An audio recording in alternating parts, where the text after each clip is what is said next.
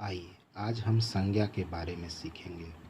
संज्ञा की परिभाषा संसार के किसी भी प्राणी, वस्तु, स्थान, जाति या भाव, दशा आदि के नाम को संज्ञा कहते हैं। जैसे भारत हमारा देश है, इसमें भारत संज्ञा है। गंगा एक पवित्र नदी है, इसमें गंगा एक संज्ञा है। रामायण एक पवित्र ग्रंथ है, इसमें रामायण एक संज्ञा है। संज्ञा के मुख्य रूप से 3 भेद होते हैं। पहला है व्यक्तिवाचक संज्ञा, दूसरा है भाववाचक संज्ञा और तीसरा है जातिवाचक संज्ञा। जातिवाचक संज्ञा में ही 2 भेद होते हैं, एक द्रव्यवाचक संज्ञा और दूसरा समूहवाचक संज्ञा। इस तरह कुल मिलाकर संज्ञा के 5 भेद होते हैं। अब हम संज्ञा के मुख्य 3 भेद और उसके 2 उपभेद के बारे में क्रम से जानेंगे। इसमें सबसे पहला है व्यक्तिवाचक संज्ञा। व्यक्तिवाचक संज्ञा हम किसे कहेंगे?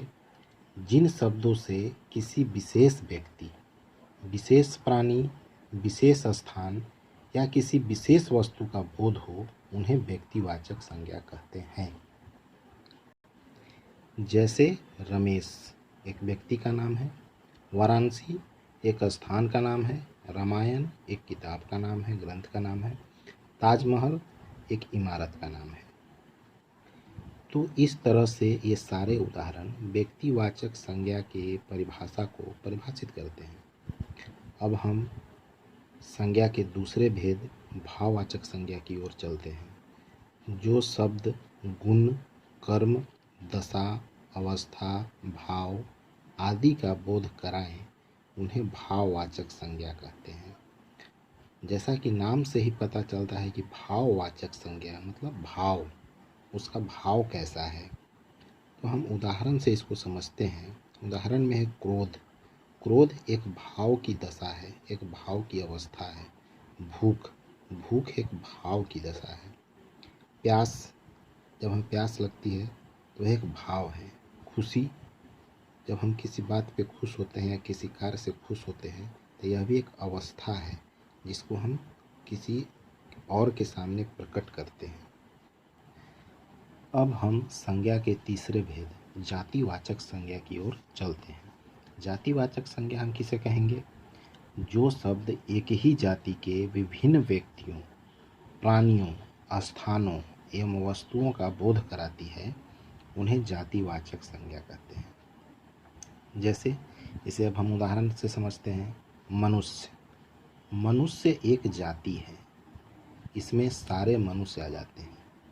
पहाड़, पहाड़ भी एक जाति है, जैसे हिमालय, विंध्य श्रृंखला, ये सारे पहाड़ हैं, लेकिन पहाड़ कहने के बाद ये इसी के अंतर्गत सारे पहाड़ आ जाते हैं। कुत्ता एक जाति है, गाय एक जाति है। अब हम जातिवाचक संज्ञा के दोनों भेद की ओर चलते हैं। इससे ही संज्ञा के 5 भेद बन जाते हैं। मुख्य रूप से 3 भेद हैं, लेकिन जातिवाचक संज्ञा के 2 भेद हैं, एक द्रव्यवाचक संज्ञा और एक समूहवाचक संज्ञा। तो अब हम द्रव्यवाचक संज्ञा की ओर चलते हैं। द्रव्यवाचक संज्ञा किसे कहेंगे? जिन संज्ञा शब्दों से किसी पदार्थ या धातु का बोध हो, उन्हें द्रव्यवाचक संज्ञा कहते हैं। अब इसे हम उदाहरण से समझते हैं। जैसा कि नाम से स्पष्ट है द्रव्य, तो द्रव्यवाचक संज्ञा हम उदाहरण के साथ समझेंगे। जैसे सोना, चांदी, दूध, घी, गेहूँ, ये सारे एक द्रव्य के उदाहरण हैं और हम इसके परिभाषा से स्पष्ट कर चुके हैं कि जिन संज्ञा शब्दों से किसी पदार्थ या धातु का बोध हो, उन्हें द्रव्यवाचक संज्ञा कहते हैं। अब हम जातिवाचक संज्ञा के अंतिम उपभेद समूहवाचक संज्ञा के बारे में जानेंगे। जो शब्द किसी समूह या समुदाय का बोध कराते हैं, उन्हें समूहवाचक संज्ञा कहते हैं। जैसा कि परिभाषा से स्पष्ट हो रहा है और उसके नाम से स्पष्ट हो रहा है कि समूह, समूह का मतलब होता है कई लोगों का एक जगह एकत्रित होना। जैसे भीड़, उदाहरण में भीड़ है, भीड़ का अर्थ हुआ कि वहाँ पर बहुत सारे लोग एकत्रित हैं।